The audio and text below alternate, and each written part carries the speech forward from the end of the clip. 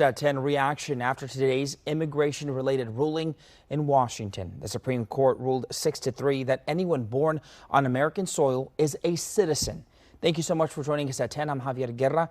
Christine has a night off. Today's ruling in response to President Trump's effort to end birthright citizenship.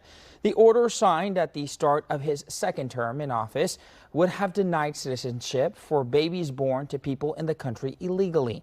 Lower courts have prevented the move from taking effect. Today, it was rejected completely by the Supreme Court. President Trump said he would try to correct the ruling in Congress. We'll keep you posted. Well, today's decision is deeply personal for some Valley families. A mom-to-be from San Benito says the ruling brings hope. Channel 5's Melissa Brandy has a story.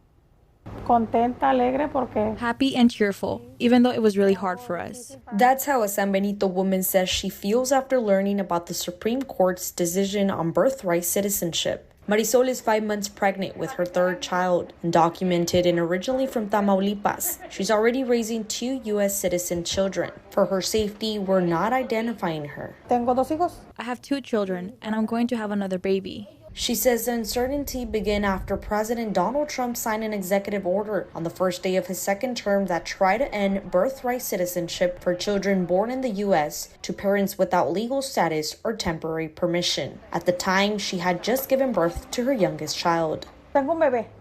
Mi bebé apenas tiene 10 meses. I have a 10-month-old baby. That's when it all started. And just as I was starting to feel better, they were talking about taking away his citizenship.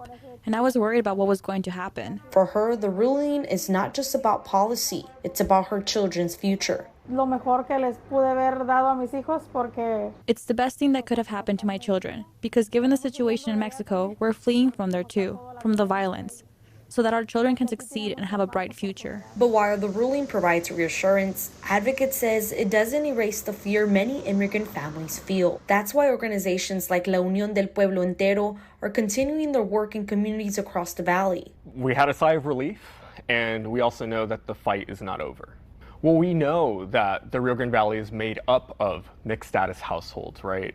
There's not a single person here that I know of who doesn't have either an immigrant relative or they themselves are an immigrant. So this was a really important decision today for those folks. Michael Mireles is a member of Lupe, and he says families should continue staying informed as the situation continues to develop.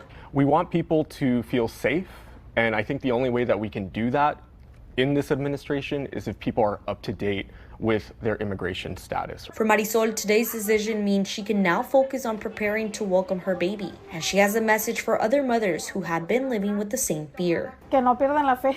Don't lose faith. Keep fighting here. In San Benito, Melissa Brandy, Channel 5 News.